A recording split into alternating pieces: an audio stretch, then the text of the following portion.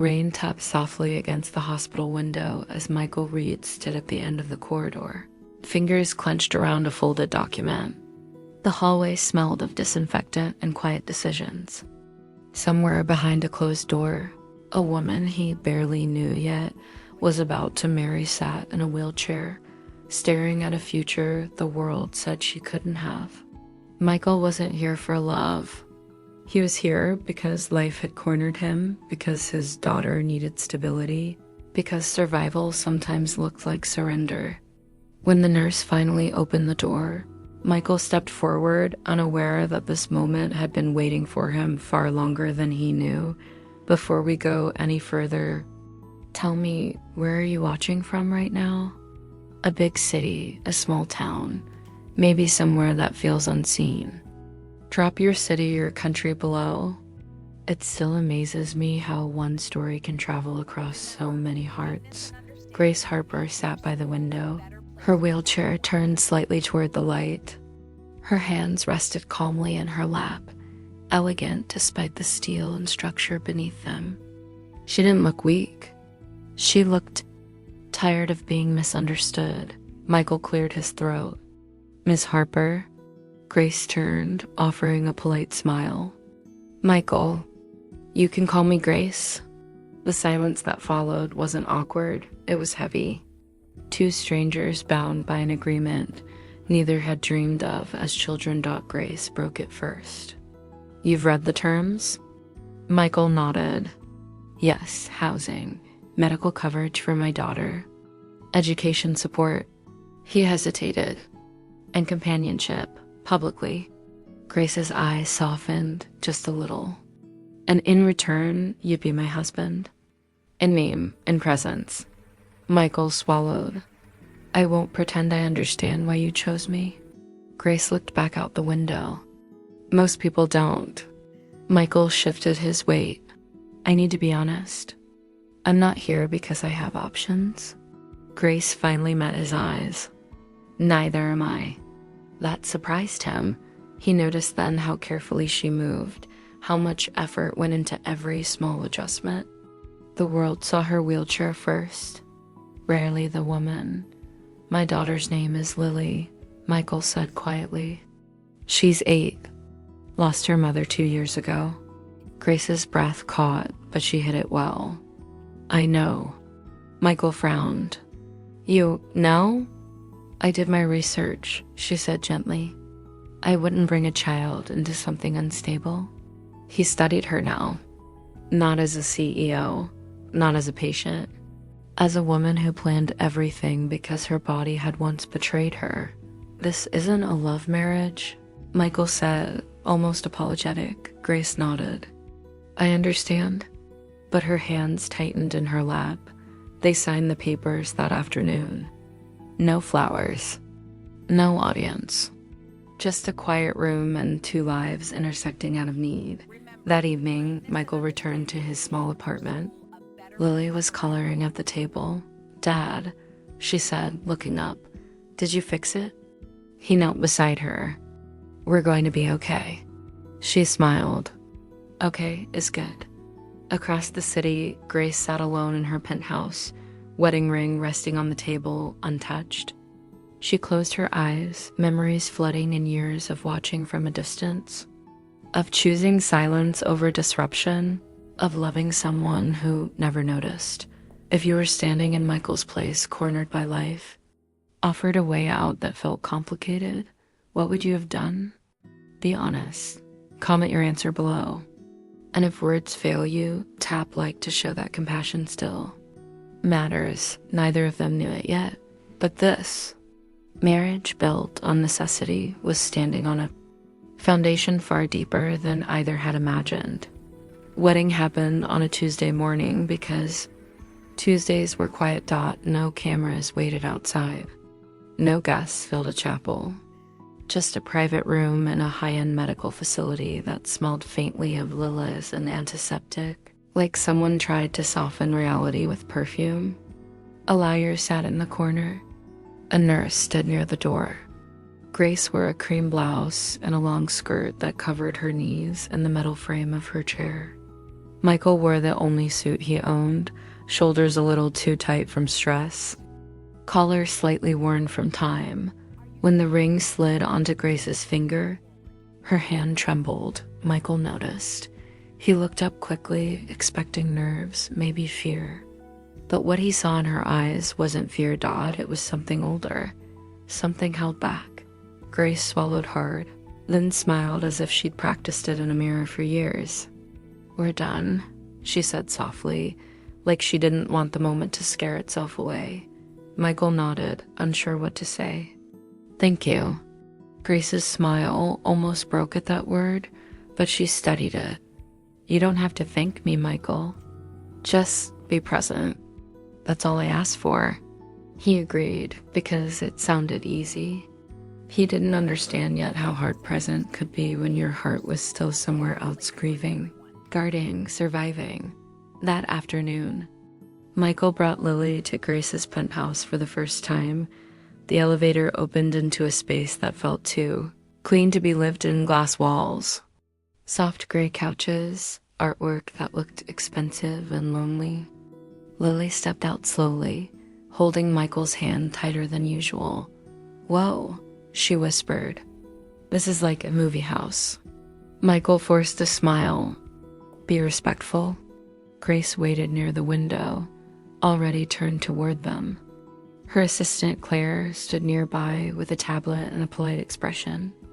Everything about the scene felt arranged, but then Lily's eyes landed on Grace's wheelchair. Her face changed, not disgust, not fear, just quiet curiosity. Grace held Lily's gaze calmly, not hiding, not over-explaining. "Hi, Lily," she said gently. "I'm Grace." Lily hesitated. Then she stepped forward on her own. "My dad says you're our family now," Lily said carefully. Grace's throat moved as she swallowed emotion. "If you want me to be." Lily looked back at Michael as if asking permission. Michael nodded.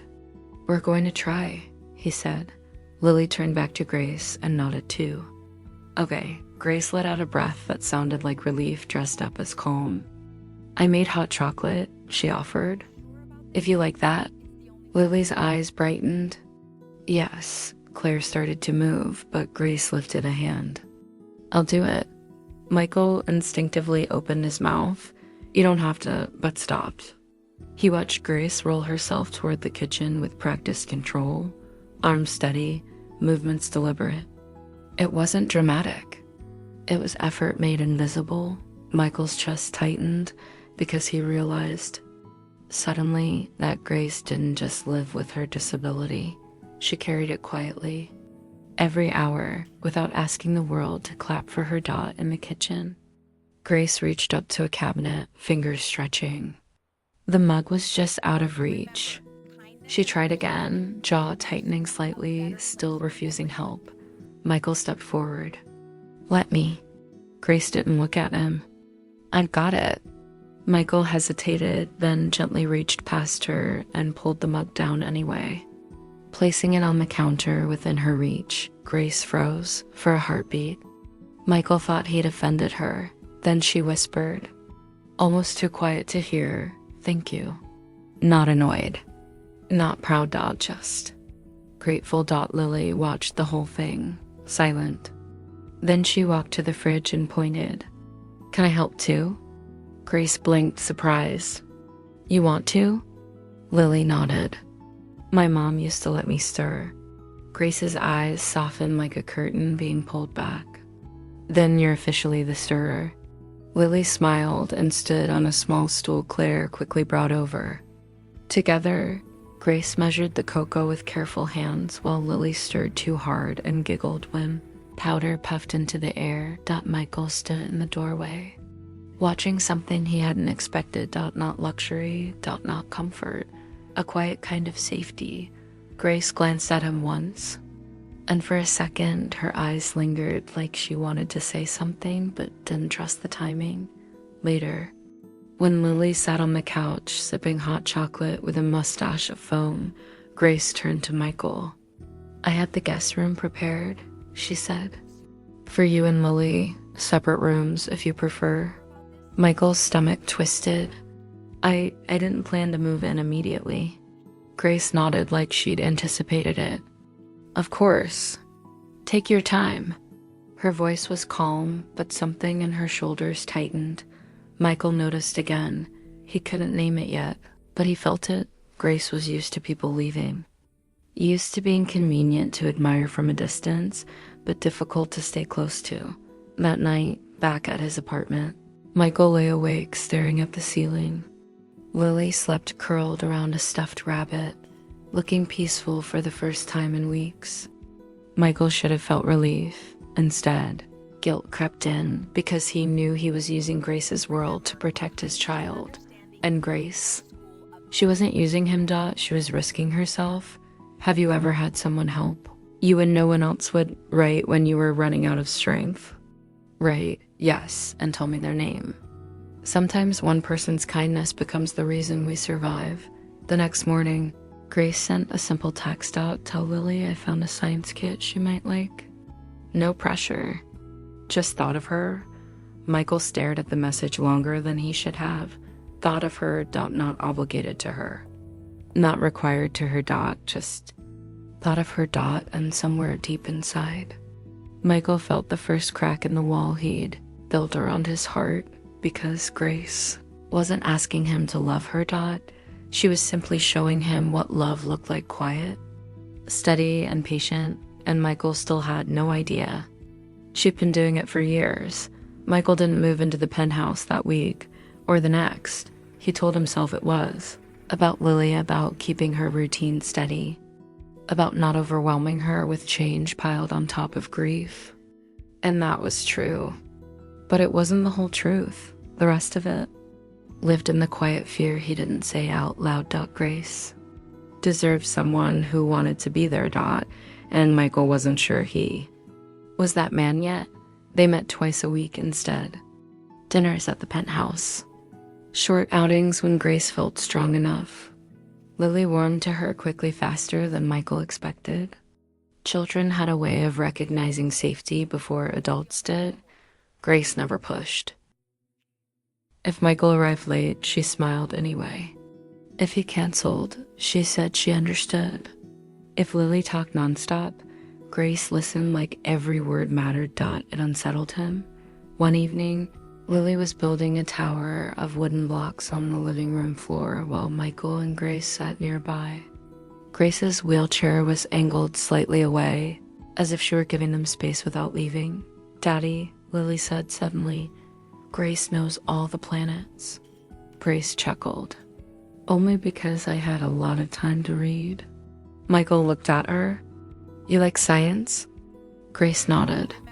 I wanted to be an engineer once. Before the accident, he hadn't known about the accident. He realized then how carefully she edited herself, never hiding, but never demanding attention either. What happened? He asked gently. Grace took a breath. Car crash. 8 years ago. Wrong place. Wrong time. Michael nodded slowly. I'm sorry. She shrugged lightly. I survived. That matters. But her eyes flickered just for a second. Later that night, while Lily washed her hands, Grace said quietly, You don't have to stay if this becomes uncomfortable. Michael frowned. Why would it? Grace met his gaze, steady but vulnerable. Because you didn't choose me. And eventually, that catches up to people. The honesty startled him more than anger ever could. I didn't choose the situation, Michael said carefully. But I'm choosing to show up. Grace smiled. Not big, not relieved, just accepting. As weeks passed, Michael began to notice things he hadn't before. Grace's calendar was full, not with parties, but meetings she attended remotely when her pain flared. Calls she took from employees who trusted her voice more than her authority. Late nights reviewing proposals she would never put her name on publicly. She never wants credit, Claire whispered once. She just wants it done, right? Michael started staying longer, helping Lily with homework at the kitchen island, fixing a loose cabinet handle without being asked. learning which days Grace's hands ached more, when she needed help and when she needed space. One evening, as he lifted Lily onto the couch, Grace watched him with an expression Michael couldn't read. "What?" he asked. Grace shook her head. "Nothing, I just forget sometimes that gentleness exists." Michael swallowed. That night, after Lily fell asleep in the guest room she now insisted was hers, Michael stood on the balcony alone. The city glowed below, bright, distant, and different. He thought about Hannah, about how he'd loved her fiercely, imperfectly, about how loss had taught him to ration his heart like a resource he couldn't afford to waste again. Behind him, the balcony door opened. Grace rolled out slowly, wrapped in a shawl. "Sorry," she said. "Didn't mean to interrupt." "You're not," Michael said. They stood together in silence. "Do you ever regret it?" Michael asked suddenly. "The chair? The life you didn't get?" Grace considered the question. "I regret what I lost," she said honestly, "but not who I became trying to survive it." Michael nodded. "That takes strength." Grace looked at him, then really looked. "You think so?"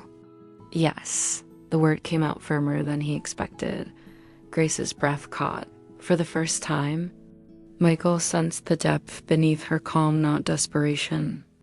Not longing, but something steady that had been waiting a long time. Not asking, just hoping. Now it's your turn. Share one small good thing you did recently, even if no one noticed. Write it below so others remember that humanity still lives. Your story might light someone's path tonight. The next day, Michael received a call that shook him from Lily's school. There had been an incident. A child had mocked Grace's wheelchair during pickup. Lily had pushed back hard. Words had been exchanged. Tears followed. Michael arrived to find Lily sitting on a bench, arms crossed, eyes blazing. She said Grace was broken. Lily snapped. "I told her she was wrong." Michael knelt in front of her. "Did you hit her?" Lily shook her head. "I told her Grace was the bravest person I know." Michael's chest tightened. That evening, he told Grace everything carefully. Afraid of hurting her, Grace listened quietly. Then she said, "I'm glad Lily defended me, but I don't want her carrying my battles." Michael nodded. "I don't either." Grace reached out and placed her hand over his. The contact was brief but deliberate. "You don't see it yet," she said softly, "but you're already protecting me." Michael felt something shift inside him. Because for the first time since Hannah died, protecting someone didn't feel like a burden. It felt like purpose. And somewhere, deep in the space he'd kept locked away, Michael began to wonder, what if this marriage wasn't just a shelter, but a beginning he'd been too afraid to name? Michael didn't sleep much that night. Not because of Lily, she slept soundly, exhausted from emotion, but because of the thought that wouldn't leave him alone. "You're already protecting me." Grace's words echoed in his mind, soft but persistent. Protection had always been Michael's instinct. It was how he survived after Hannah's death, how he raised Lily, how he kept moving even when everything inside him wanted to stop. But this was different. Grace didn't need him in the way the world assumed she did. She had money, power, a team, options. What she didn't have was someone who stayed without being paid, praised, or promised an exit. The next morning, Michael arrived at the penthouse earlier than planned. Lily was at school, and the apartment was quiet except for the hum of the city below. Grace was in the living room, laptop open, glasses perched low on her nose. She looked up, surprised. "Everything okay?" she asked. Michael nodded. "I just wanted to check in." Grace smiled faintly. "You don't have to announce that." He hesitated, then said, "About yesterday." "With Lily?" Grace closed the laptop. "She was brave." "She shouldn't have to be," Michael replied. Grace wheeled closer, her movements careful but confident. Children see truth faster than adults, she said. Lily wasn't defending me because I'm disabled. She was defending me because I matter to her. Michael swallowed. Grace looked at him closely. And to you? It wasn't a question. Michael didn't answer. He could not yet dot later that day. Michael visited Hannah's grave alone for the first time in months. He knelt in the grass, fingers tracing the carved letters of her name. I'm trying, he whispered. I don't know what this is yet, but Lily's safe. She's laughing again. The wind stirred the trees gently, like a response without words.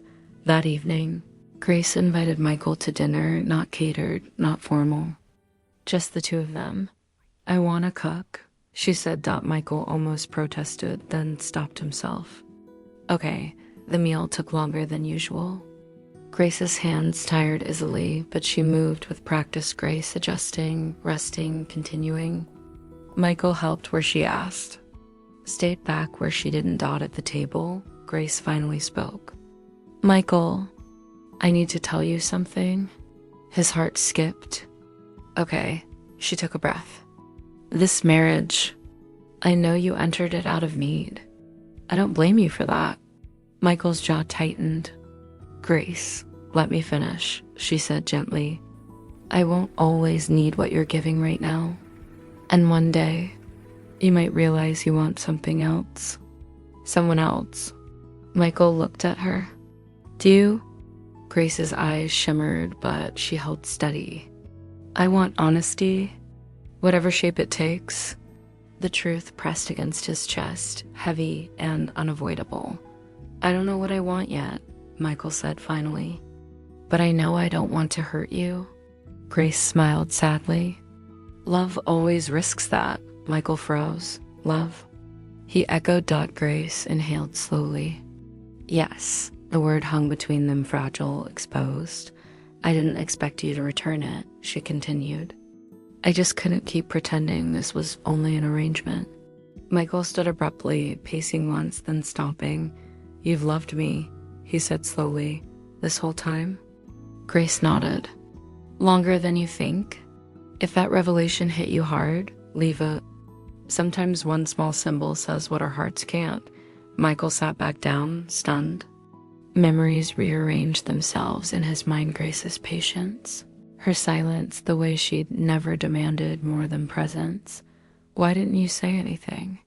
He asked. Grace smiled softly. Because love isn't proven by being chosen. Sometimes it's proven by waiting. Michael felt tears burn his eyes. Grief and gratitude tangled together. That night, as he drove home, his world felt tilted. Grace's confession hadn't asked him to decide. It had simply told the truth. And now the truth sat heavy in his hands, asking him not for speed, but courage, because the next choice wouldn't be about survival. It would be about whether Michael could open his heart again, knowing exactly how much it could cost. And as the city lights blurred past him, one question followed him home. Was he brave enough to love someone who had already loved him through his worst? Michael didn't go back to the penthouse for 3 days, not because he wanted distance, but because he needed silence. Grace's confession hadn't felt like pressure. It felt like truth laid gently on a table, waiting to be acknowledged. And Michael had never been good at handling things that mattered this much. He kept his routine. Instead, mornings with Lily, breakfast, school, drop off, work, evenings alone with thoughts that refused to quiet down. Grace didn't text, didn't call, didn't check in. That, more than anything, told him she meant what she'd said. She wanted honesty, not reassurance, not obligation. On the third night, Lily asked the question he'd been avoiding. Did you and Grace fight? She asked, sitting cross-legged on her bed. Michael shook his head. No. Then why haven't we seen her? Michael sat beside her. Sometimes adults need time to understand their feelings. Lily considered that. Is it about love? Michael looked at her, surprised. Why do you ask? She shrugged. Because you smile different around her. The words landed softly and stayed. That night, Michael dreamed of Hannah. Not the sickbed. Not the goodbye. The version of her that laughed easily. That believed in him even when he didn't. She stood across from him. Calm, familiar. You're allowed to love again. Her eyes seemed to say. Michael woke with tears on his pillow. The next morning, he went back to the penthouse. Grace was in the living room, reading. She looked up when she heard the door. Surprise flickering, then composure. "Hi," she said. "Hi," Michael replied. They sat in silence for a moment that felt heavier than any argument. "I didn't come to explain," Michael said finally. "I came to listen." Grace nodded. "That's all I hoped for." Michael took a breath. "You said you've loved me longer than I think." Grace's gaze drifted toward the window. "We met 5 years ago." "You don't remember?" Michael frowned. "Where?" "At the children's hospital," she said softly. "I was there for a board visit. You were in the hallway arguing with an insurance representative." The memory hit him slowly. Anger, fear, Lily sick with pneumonia. A woman in a wheelchair watching quietly from the end of the hall. "You were crying," Grace continued. "But you didn't know it yet? You kept saying you just needed one more night covered." Michael closed his eyes. "You paid it," he whispered. Grace nodded. Anonymously. "I didn't want thanks." Michael's chest tightened. "Why didn't you tell me?"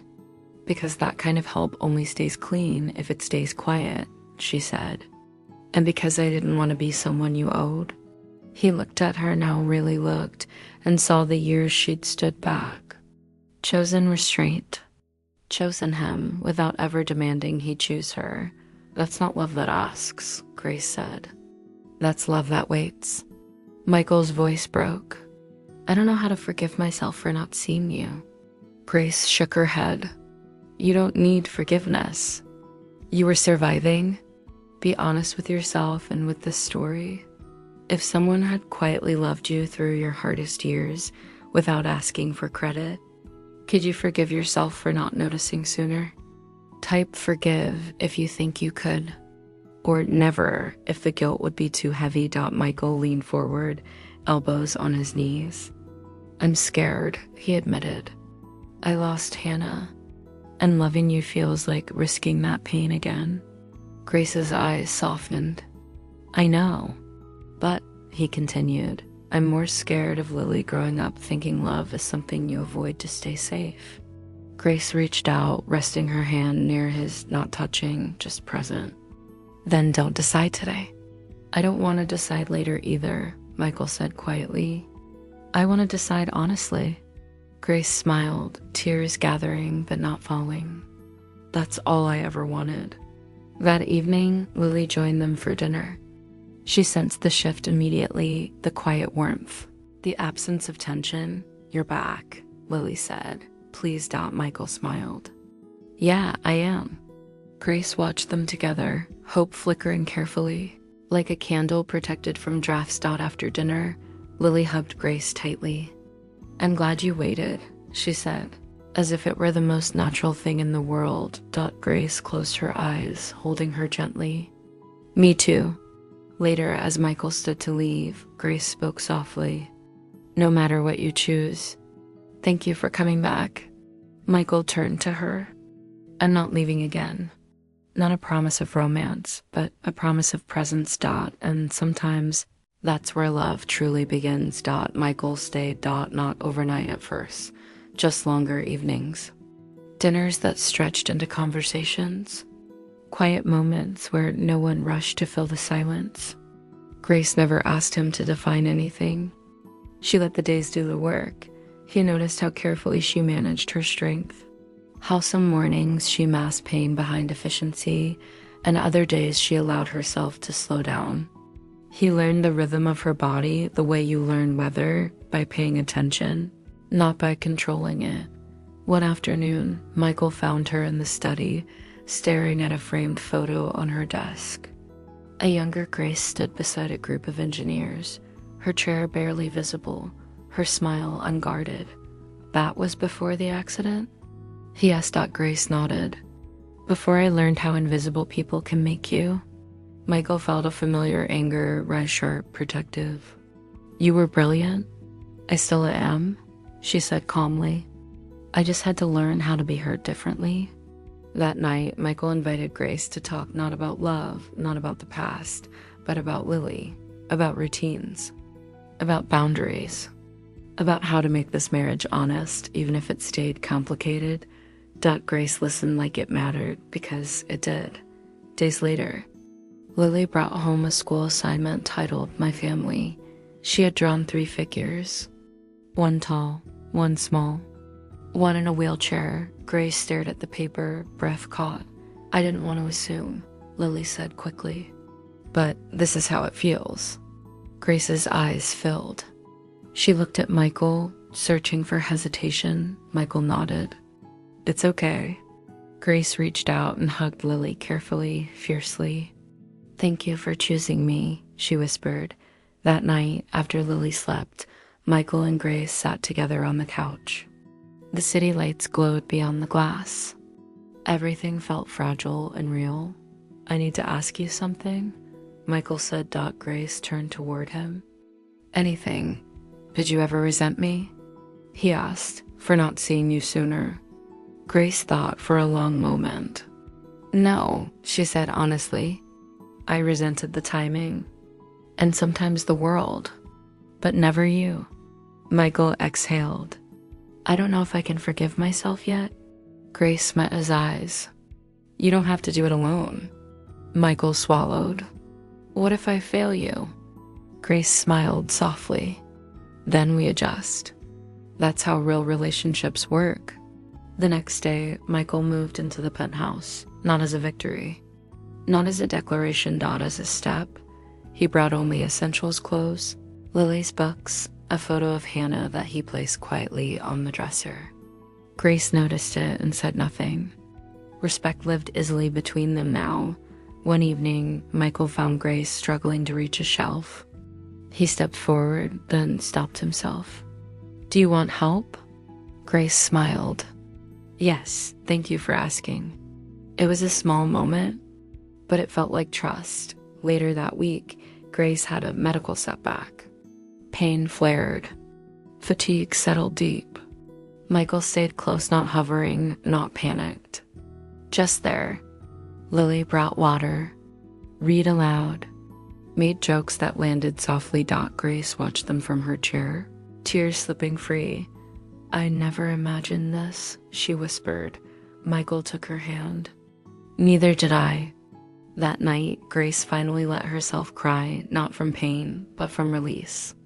Michael held her carefully, aware of every breath, every boundary. In the quiet, Grace said something that broke him open. I forgave you years ago, she said.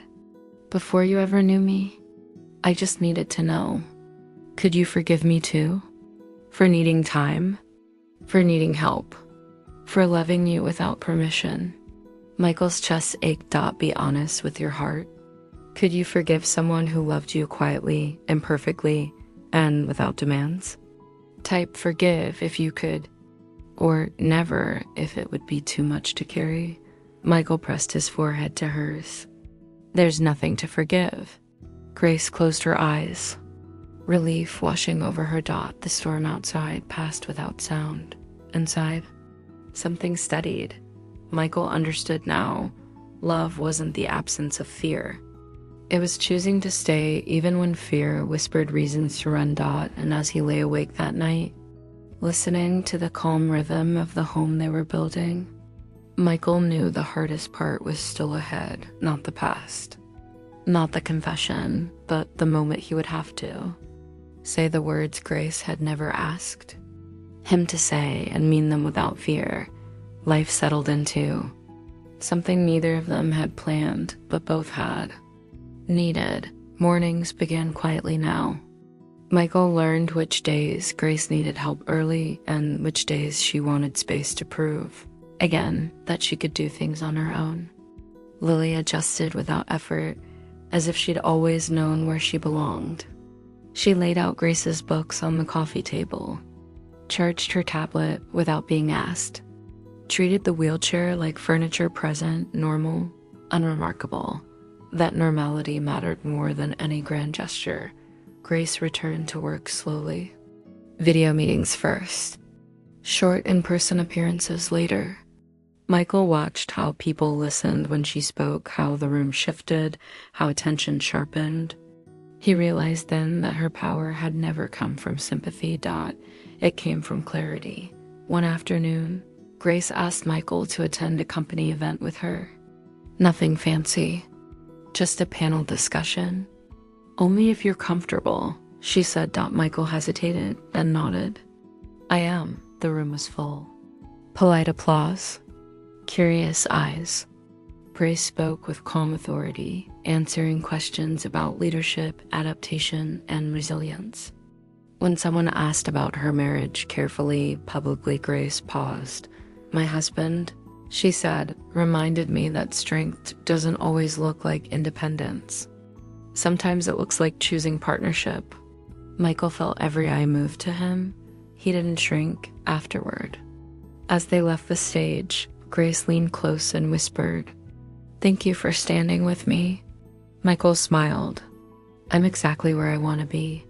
That night, Lily fell asleep on the couch between them, book open, thumb still marking her place. Michael carried her to bed, tucked her in, and returned to find Grace waiting. "Sit with me," she said. They did. The city lights stretched endlessly beyond the glass. Grace broke the silence. "I've spent years preparing myself for the idea that love might never come," she said softly. "And now that it has, I don't want to rush it." Michael nodded. "Neither do I." She looked at him, then not guarded. Not hopeful, honest, "But I need to know something." "Anything," he said. "Are you staying because it's safe?" she asked, "or because it's real?" Michael took a long breath. The answer rose slowly, but it didn't waver. "I'm staying because it's real," he said. "Because every day I choose this, I feel more like myself than I have in years." Grace closed her eyes, relief and joy mixing quietly. The weeks that followed were not perfect. There were misunderstandings, fatigue, moments where Michael caught himself pulling back, afraid of losing again. But each time, Grace met him with patience instead of pressure. One morning, Michael stood in the kitchen watching Grace move carefully between counter and table. He noticed the effort she hid, the strength she spent quietly. "Grace," he said suddenly. She turned. "Yes, I love you." The words landed gently. No fireworks. No dramatic pause. Just truth. Grace didn't cry. She smiled a full, unguarded smile and reached for his hand. "I know," she said softly. "And I love you too." Not because she'd waited for them, but because she'd built the space where they could finally be said. If you believe love still wins after pain, after fear, after years of waiting, comment, amen. Let's fill this moment with hope. Someone scrolling right now might need to see it and believe again. That evening, Lily overheard them laughing in the kitchen and peeked around the corner. "Are you happy?" she asked. Michael looked at Grace. Grace looked at him. "Yes," they said together. Lily nodded, satisfied. "Good." Later that night, Grace rested her head against Michael's shoulder. "You know," she said quietly, "I don't need you to save me." Michael kissed her hair. "I know. I just need you to stay," she added. Michael smiled. "I'm not going anywhere." Outside, the city moved on, busy, loud, and different. Inside, something lasting had taken root. The story that began with need had grown into choice. The love that waited had found its voice, and as the night settled into stillness, Michael understood something simple and profound. Grace hadn't married him to be rescued. She married him because she already knew who he was and believed he could become who he was meant to be. The house felt different once the words had been spoken, not louder, not brighter, just steadier. Michael noticed it in the mornings. and how Grace no longer braced herself before asking for help, and how he no longer hesitated before offering it. Love hadn't erased the hard parts, it had given them a shared language for them. Lily sensed it too. She hummed more, lingered in rooms instead of rushing through them. She started calling the penthouse home without stopping herself halfway through the word. One Saturday morning, Lily came into the kitchen holding a piece of paper. "We're supposed to invite our families to school next week," she said. "For Family Day." Grace looked up, uncertainty flickering across her face.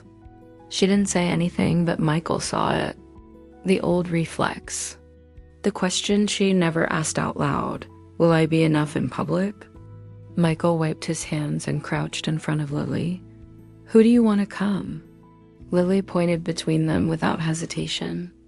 "Both of you." Grace's breath caught. Michael stood and met Grace's eyes. "If you want to," he said gently. "No pressure."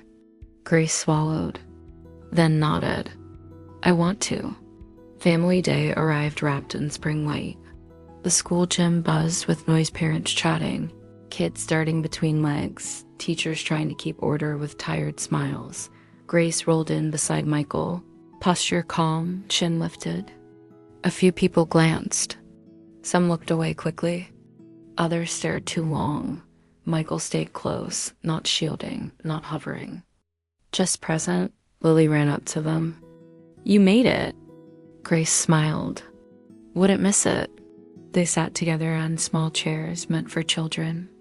Lily introduced Grace proudly. "This is my stepmom. She's really smart." Grace laughed softly. "That's very generous." During the presentations, Lily stood at the front holding a poster. Crayon letters spelled out, "My family helps me feel safe." She pointed to Michael. Then to Grace. Grace's eyes filled. Afterward, a woman approached Grace hesitantly. "My sister uses a chair," she said. "My son's never seen someone like you here before."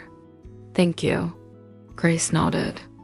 "Representation matters," she replied quietly. On the drive home, Lily fell asleep in the back seat, worn out from excitement. Michael glanced at Grace. "You were incredible today." Grace shook her head.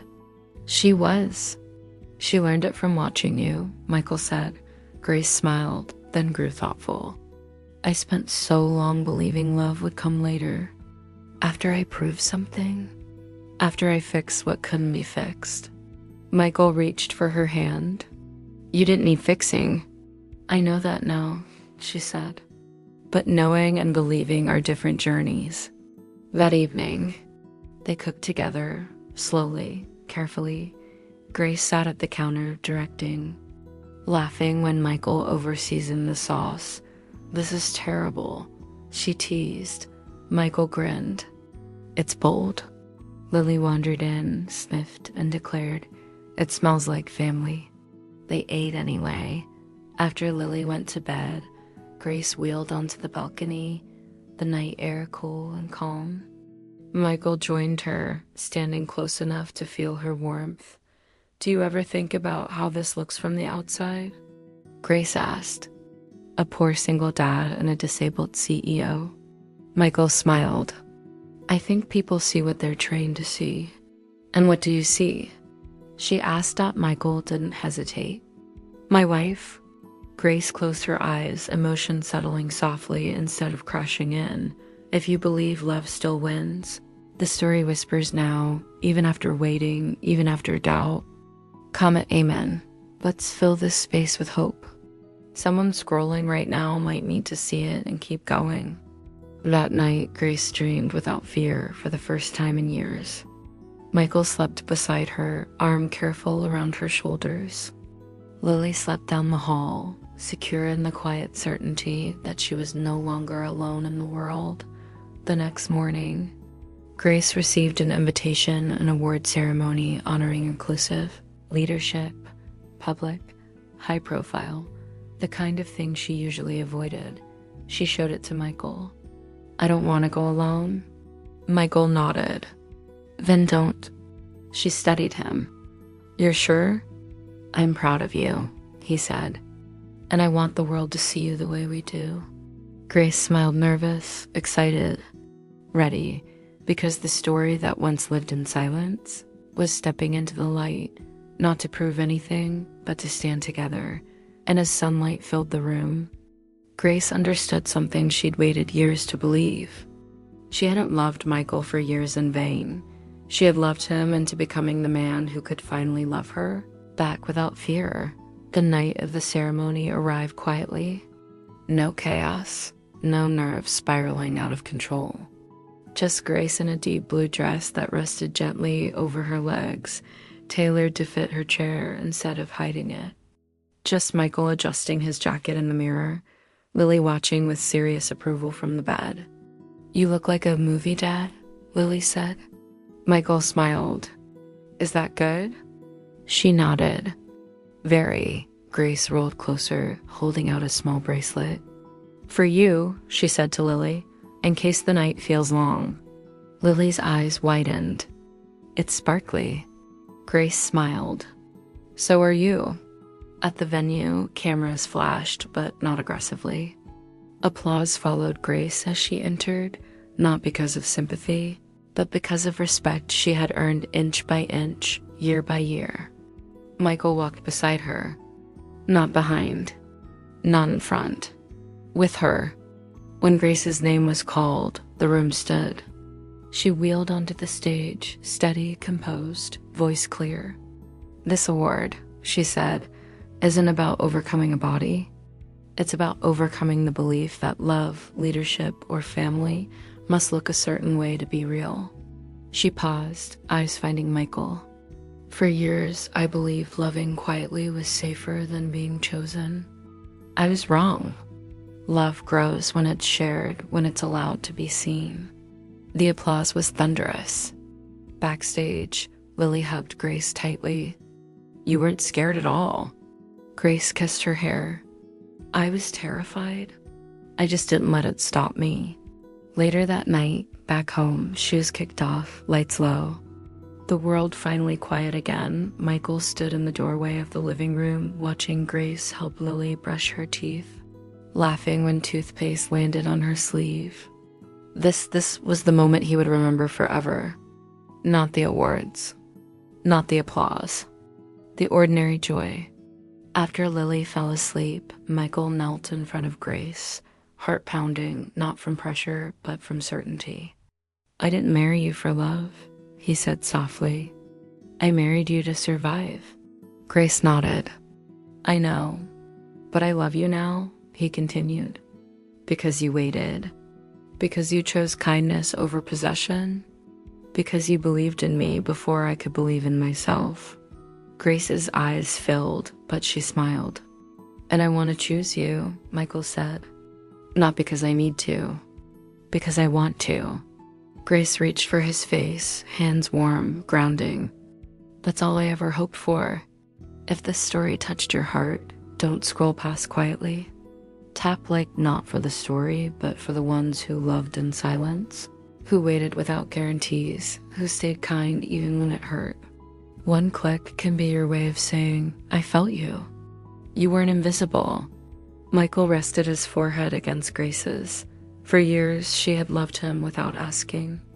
And now, finally, she was loved out loud. The world would still judge. People would still label. But inside this home, none of that mattered. Because a poor single dad and a disabled CEO hadn't found a fairy tale. They built something better. A love chosen freely. A family formed honestly. A future no longer shaped by fear. And sometimes the most powerful love story isn't the one that arrives loudly. It's the one that waits and is finally seen.